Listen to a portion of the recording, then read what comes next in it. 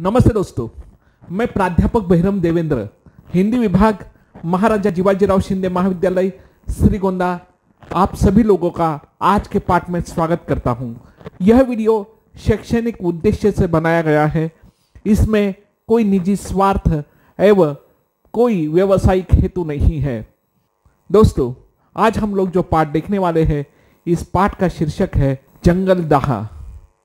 आज हम लोग स्वयं प्रकाश की सुप्रसिद्ध कहानी जंगल दाह का विश्लेषण करने वाले हैं। सर्वप्रथम हम लोग जंगल दाह इस कहानी के लेखक स्वयं प्रकाश का संक्षिप्त परिचय देखेंगे। स्वयं प्रकाश हिंदी के उत्तर आधुनिकतावादी लेखकों में गिने जाते हैं। उनकी कहानियों में आप लोगों को एक ऐसा वर्ग प्रतिनिधित्व करते हुए दिखाई देगा कि जिस वर्ग की ओर ध्यान बहुत कम गया है। स्वयं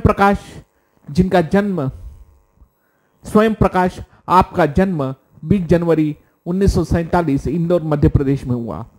विशेष रूप से आप कहानीकार, उपन्यासकार, निबंधकार, नाटककार, रेखा चित्रकार के रूप में प्रसिद्ध है।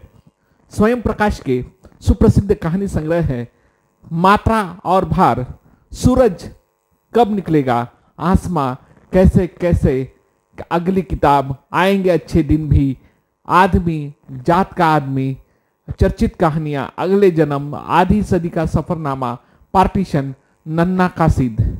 इनके प्रसिद्ध उपन्यास हैं जलते जहाज पर, बीच में विनय, उत्तर जीवन कथा, ईंधन, ज्योतिरथ के सारथी आदि। निबंधकार के रूप में इनके निबंध संग्रह है स्वांत सुखाए, दूसरा पहलू, रंगशाला में दोपहर, एक कहानीकार की नोटबुक आदि। इनका फिनिक्स नाटक सुप्रसिद्ध है। रेखा चित्र के रूप में इन्होंने हम सफरनामा, आत्मकथात्मक संस्मरण इनका धूप में नंगे पांव प्रसिद्ध है। आत्मकथात्मक संस्मरण इनका धूप में नंगे पांव प्रसिद्ध है। बाल साहित्यकार पुरस्कार इनको प्राप्त है। भवभूति सम्मान इन्हें प्राप्त है। साहित्य अकादमी पुरस्कार इनको प्राप्त है। राजस्थान साहित्य अकादमी पुरस्कार प्राप्त है। वनमाली स्मृति पुरस्कार, सुभद्रा कुमारी चौहान पुरस्कार, पहल पुरस्कार आदि पुरस्कारों से इन्हें नवाजा गया है। दोस्तों, आज हम लोग देखते हैं जंगल दाह कहानी का विश्लेषण। नमस्ते। आज हम लोग जंगल दाह कहानी का सारांश देखेंगे।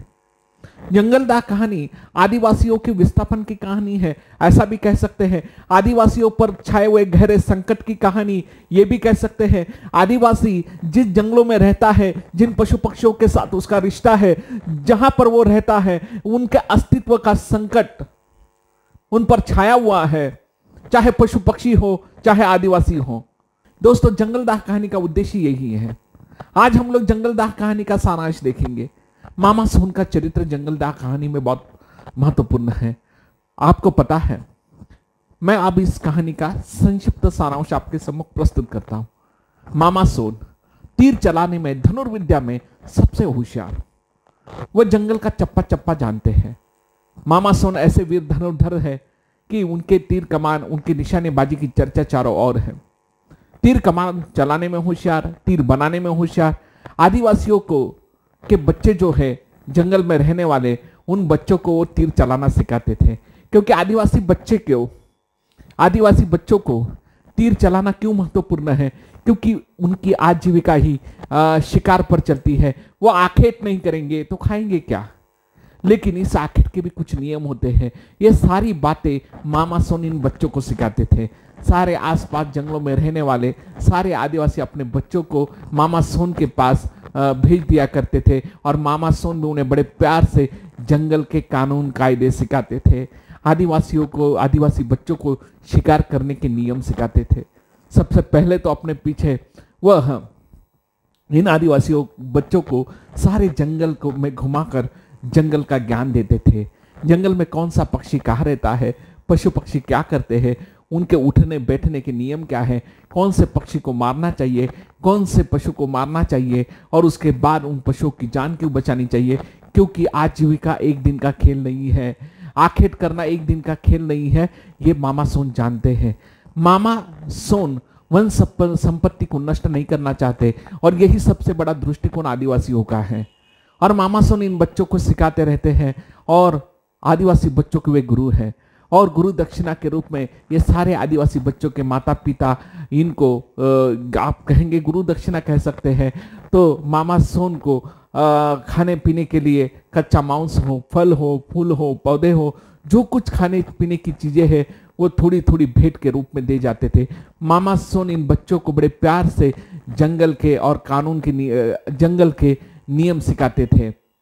उसी के साथ साथ मामा सोन ने इन बच्चों को बड़े प्यार से ये भी सिखाया कि धनुष कैसे बनाया जाता है, तीर कमान कैसे बनाया जाता है, और तीर कमान बनाने की भी सारी तरकीबें इनको सिखाई थी। जितने ऊंचाई का बच्चा होता उतनी ऊंचाई का वो तीर कमान बना देते थे। ऐसे थे मामा सोन। उसी समय एक घटना हुई, वह घटना बहुत महत्वपूर्ण है। जानते हो वो घटना क्या थी? कि एक दिन उस राज्य के राजकुमार शिकार करने के लिए जंगल में आए। जंगल में आए तो आए, लेकिन जंगल में आने के नियम उन्हें पता नहीं था। वह अपने सैनिकों के साथ, नौकर चाकरों के साथ हल्ला मचाते हुए जंगल में घुसे, और जंगल में घुसने के बाद चिड़ियों ने, पशु पक्षियों ने एक दूसरे को आगाह कर दिया, क्योंकि शिकारी घुसाए थे। क्योंकि शिकार करने के भी कुछ नियम होते हैं, कि राजकुमार को कुछ भी पता नहीं था। और हल्ला मचाने के कारण सारे पशु पक्षी चुप गए थे, और छिपने के कारण राजकुमार को कोई भी शिकार नहीं मिला था। वे खाली हाथ जंगल में भटकते रहे, लेकिन एक जानवर छिपा नहीं था, जो था शेर। क्योंकि शेर जंगल का राजा होता है। अगर तुम वहां के राजा हो तो हम भी यहाँ के राजा है। इस नियम से शेर राजकुमार से डरा नहीं, उसने सीधे जाकर राजकुमार पर आक्रमण किया। और ये देखकर राजकुमार डर गए, और ये देखकर राजकुमार डर गए। राजकुमार भागने लगे, शेर उनके पीछे भागने लगा। ऐसे में ही वहां पर छिपे हुए मामा सोन के जो आदिवासी बच्चे शिष्य थे, उन लोगों ने राजकुमार की जान बचाई, और राजकुमार की जान बचाकर शेर को वहां से भगा दिया, और उसकी वो जो जख्मी हुए थे उनकी सेवा की, और वैसे ही वे राजा के पास उन्हें छोड़ आए। अब राजकुमार को अपनी गलती का तो एहसास हो गया था। राजकुमार राजा के पास आए। राजा इसलिए खुश हुए कि उनका बेटा बच गया, लेकिन इसलिए नाराज हुए कि एक राजकुमार होने के कारण, ये राज्य के उत्तराधिकारी होने के बावजूद ये अपनी जान भी नहीं बचा सकता, तो राज्य क्या संभालेगा, ये राजा को लगा। इसलिए वो नाराज हो गए, और इसीलिए राजा ने अपने पुत्र राजकुमार को बहुत लताड़ा। और इस लताड़ने के कारण राजकुमार को ऐसा लगा कि उन्हें भी धनुर्विद्या सीखनी चाहिए, और वो उनसे सीखेंगे। किनसे? मामा सोन से। क्योंकि मामा सोन के शिष्यों ने उनकी जान बचाई थी, उनके धनुर चलाने के, उनकी निशानेबाजी उसने देखी थी, और इसीलिए राजकुमार ने चाहा कि उनको धनुर्विद्या कौन सिखाएगा, तो वो मामा सोन सिखाएंगे। फिर मामा सोन को बुलाया गया, और मामा सोन को कहा गया कि राजा ने कहा कि तुम मेरे पुत्र को धनुर्विद्या सिखाओ। मामा सोन पहले इनकार करते रहे, लेकिन बाद में इस शर्त पर मान गए कि वो धनुर्विद्या जरूर सिखाएंगे, लेकिन राजकुमार को जंगल में आना पड़ेगा। और यहां से कहानी अपना अलग मोड़ लेती है। इसके बाद क्या हुआ कि राजकुमार की शिक्षा का मुहूर्त निकला। राजकुमार चले जंगल में मामा सोन के पास शिक्षा ग्रहण करने के लिए, धनुर्विद्या सीखने के लिए। लेकिन राजकुमार अकेले नहीं गए, राजकुमार के साथ लोहार आए, सुतार आए, कारीगर आए। वो क्यों आए? जंगल की शांति भंग हो गई, सारी सेना, सारे कारीगर वहां आए। उसका कारण यह था, कुछ मजदूर आए कि वहां पर जाकर 2 महल बनाए गए, एक महल राजकुमार के लिए और दूसरा महल मामा सोन के लिए। अब मामा सोन राजकुमार के गुरु है। क्यों? क्योंकि मामा सोन आदिवासी थे बेचारे, वे सिर्फ गुरु थे, बच्चों को धनुर्विद्या सिखाते थे। लेकिन अब राजा के बेटे को सिखाना है, तो गुरु को भी राजा की तरह रहना होगा। इस आधुनिक कानून के तहत, आधुनिक मनमाने कानून के तहत मामा सोन का नाम बदलकर अब आचार्य सोन रख दिया गया, और जंगल में 2 महल बनाए गए, एक महल राजकुमार के लिए और दूसरा महल मामा सोन के लिए। अब मामा सोन के महल में सब कुछ था, सोना था, चांदी थे, हीरे थे, मोती थे, सब कुछ था, खाना नहीं था। अब ऊपर से राजा ने क्या कर दिया, राजा ने सबसे पहला नियम कर दिया, क्योंकि अब उनका बेटा शिकार खेलने वाला है, जंगल में धनुर्विद्या सीख रहा है, तो जंगल के प्राणियों के लिए नियम बनाया गया। क्या? प्राणियों की सुरक्षा होगी, प्राणियों की शिकार कोई नहीं करेगा। प्राणियों की शिकार करने पर या जानवरों की शिकार करने पर पाबंदी लगा दी गई, और पाबंदी इसलिए लगा दी गई क्योंकि अब शिकार एक अकेला व्यक्ति करेगा, वह है राजा का बेटा। बाकी लोगों को शिकार करने को मनाही की गई। और ऊपर से इस नियम को क्या नाम दिया गया? हम पशु पक्षियों की सुरक्षा करने वाले हैं, और उसके नाम पर यह कानून बनाया गया। उसी के साथ साथ राजा ने तो यहां तक तय कर लिया कि ये जंगल में जब राजकुमार यहां पर सीख जाएगा तो इसी महल में आचार्य शोन बाकी के राजकुमारों को भी सिखाएंगे, आसपास के राज्य के। इसीलिए आसपास के राज्यों में ये न्योता भी दिया गया कि आप लोग राजकोष में पैसे जमा करें, क्योंकि यहां पर धनुर्विद्या सिखाई जाएगी, और आसपास के राजा भी अपने बच्चों को यहां धनुर्विद्या सिखाने के लिए आएंगे, सीखने के लिए आएंगे। देखिए दोस्तों, यह है आधुनिक शिक्षा का स्वरूप। जय आप लोग जिसे मार्केटिंग कहते हो शिक्षा की, ये मार्केटिंग यहाँ शुरू हो जाती है। मार्केटिंग यहाँ बाजारवादी प्रवृत्ति शिक्षा में आ जाती है। आगे इस कहानी में बहुत महत्वपूर्ण मोड़ आता है। मामा सोन ने राजकुमार की शिक्षा का आरंभ किया।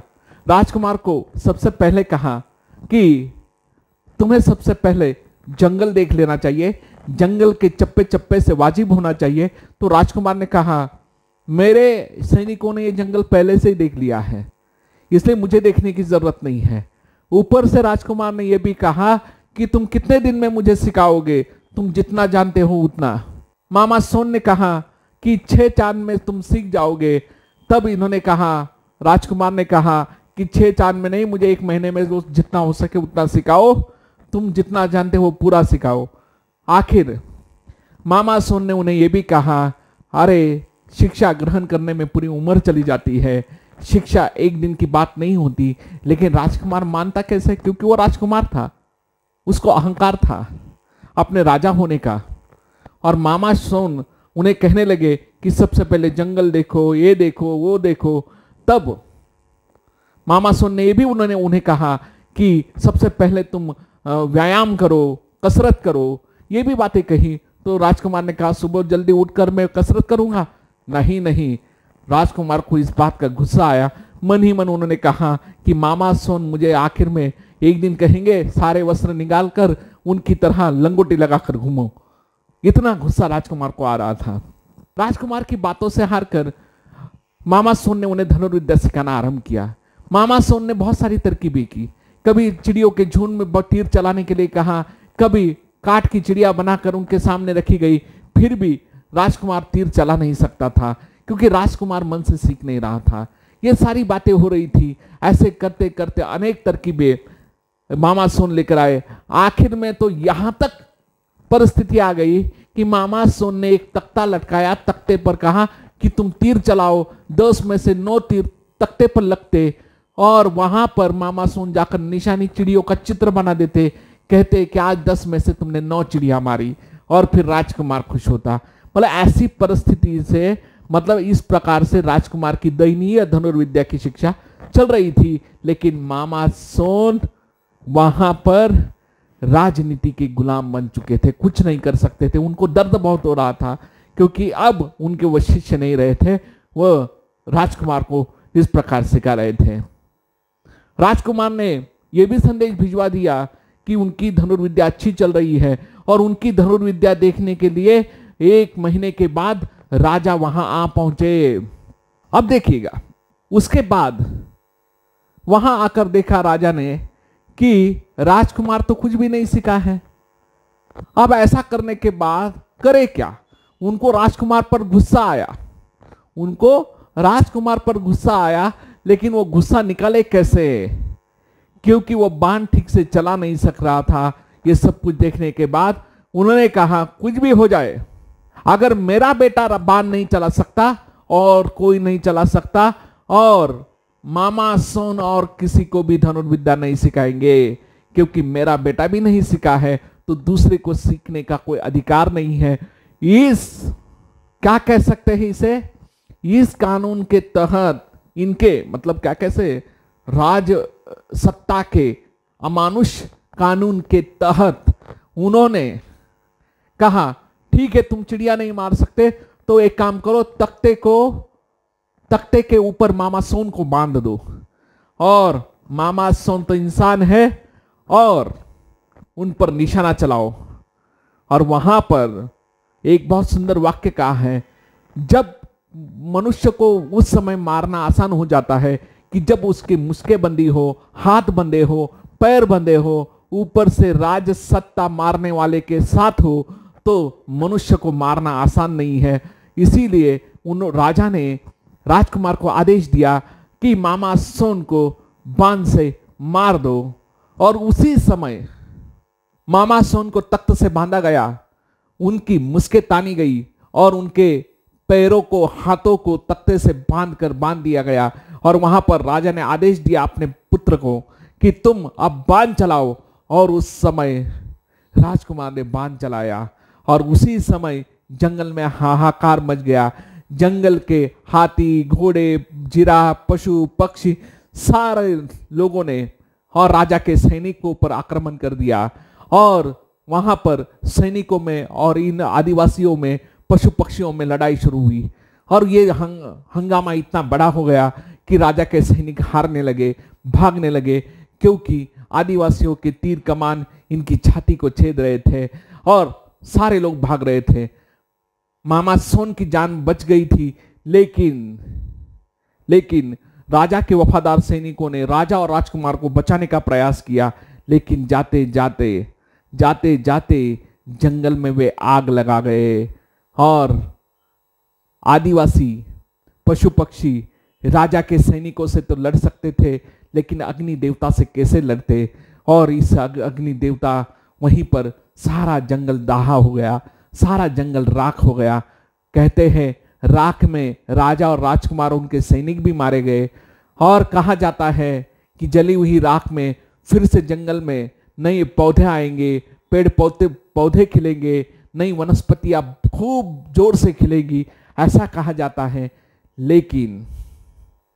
लेकिन ऐसा भी कहा जाता है कि जंगल में अब बहुत बड़ा बांध बनने वाला है, वहां से आदिवासियों को हकाल दिया गया है।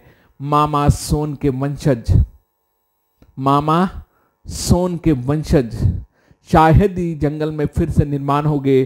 कोई ना कोई मामा सोन बनेगा या नहीं बनेगा पता नहीं, लेकिन मामा सोन के वंशज आज भी शहरों में जगह जगह पर बांस की तिल्लियों की टोकरियां बना रहे हैं, कुछ काट के पशु पक्षी बनाकर बेच रहे हैं। ऐसी अवस्था आदिवासियों की हुई है, सब कुछ नष्ट हो गया। इस प्रकार से आज हमने जंगलदाह कहानी का सारांश देखा। इस कहानी में और एक महत्वपूर्ण बात है, वह बात है कि इस कहानी के संवाद जो है राजसत्ता के खिलाफ है।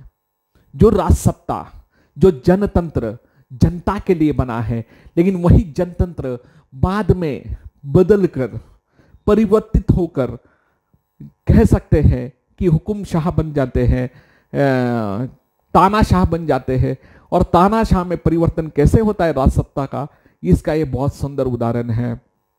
अब देखिएगा, राजा के हाथ में सारा नियम होता है, और राजा कैसे होता है वो क्या देखिएगा, एक संवाद है। इस कहानी के महत्वपूर्ण संवाद हम लोग देखने वाले हैं, जो आपको ससंदर्भ स्पष्टीकरण के लिए आते हैं। कोड़ में खाज यह कि राजा ने आज्ञा निकालकर उस क्षेत्र में शिकार पर प्रतिबंध लगा दिया, ताकि सारे पशु पक्षी वनवासी ही न मार ले, कुछ राजकुमार के लिए भी बच रहे हैं। कहा यह गया कि वन्य जंतुओं का संरक्षण आवश्यक है। राजा ने यह भी आज्ञा प्रसारित कर दी कि अब से आचार्य सोन केवल राजकुमार को धनुर्विद्या सिखाएंगे।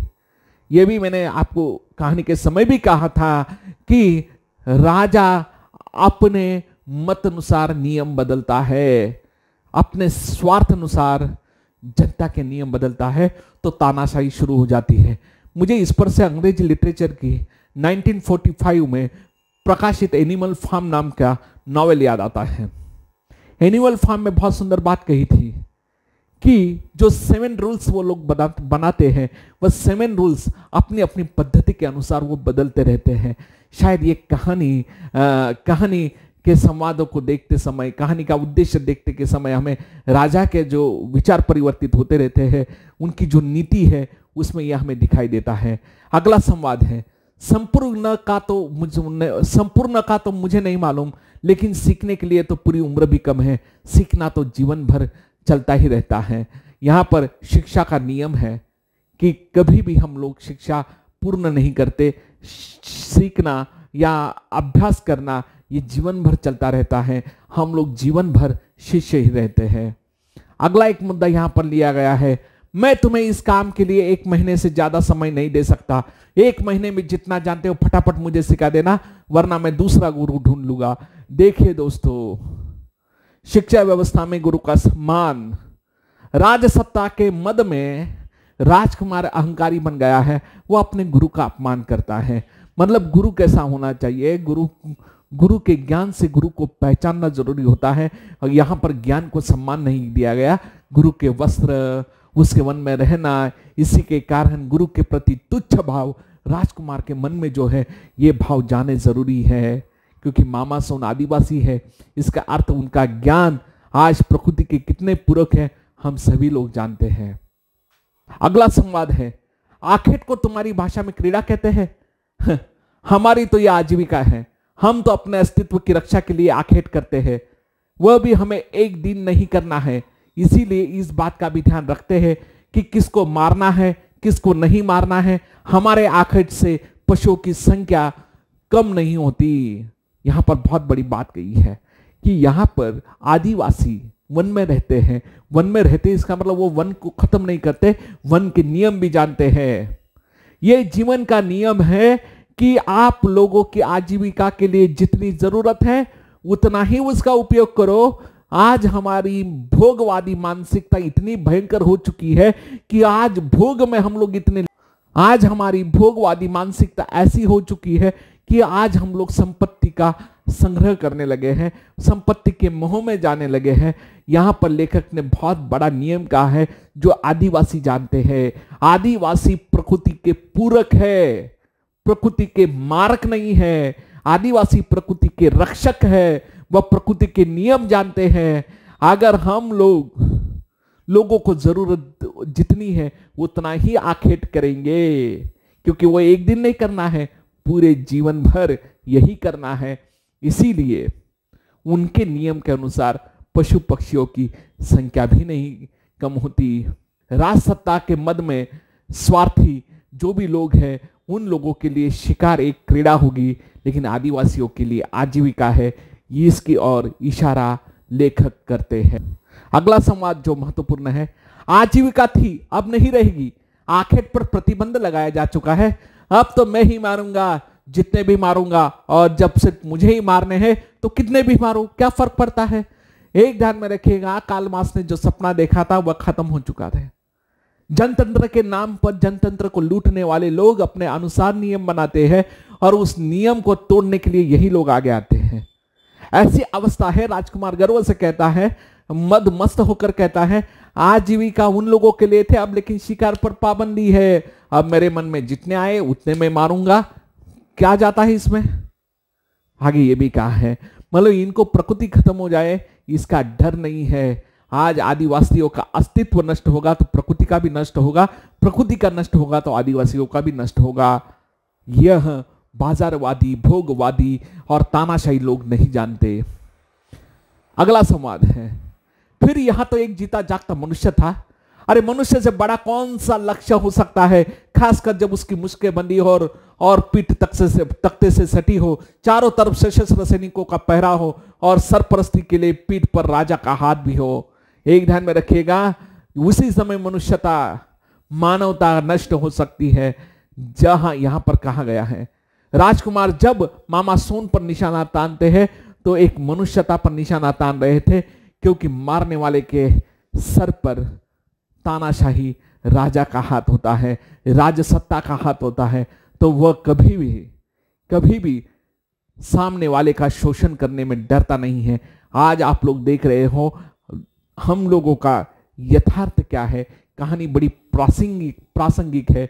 व्यापारियों के हाथों में अगर सत्ता चली जाती है और सत्ता का हाथ व्यापारियों पर होता है तो बेचारे सर्वसामान्य मनुष्य का क्या हाल होता है, इस संवाद में यहाँ पर हमें समझ में आता है। यह आदिवासियों का ही नहीं प्रश्न, पूरे समाज का, किसानों का, सारे पिछड़े हुए वर्ग का प्रश्न है। इसकी ओर भी स्वयं प्रकाश ने हमारा ध्यान खींचा है। आज मामा सोन के वंशज, अगला संवाद देखिए। आज मामा सोन के वंशज शहर में बांस की टोकरियां, तार के छींके और गत्ते के तोते, चिड़िया आदि बनाकर बेच रहे हैं। एक ध्यान में रखिएगा, आदिवासी अपना अस्तित्व समाप्त करके बेचारों को जंगलों से हकाल दिया गया है। आज जंगल नष्ट होने लगे हैं। विकास के नाम पर जंगल नष्ट करने की भूमिका इन लोगों की रही है और ऐसे में आदिवासियों का विस्थापन होने लगा है। लेकिन वो कैसे हुआ है वो देखिएगा।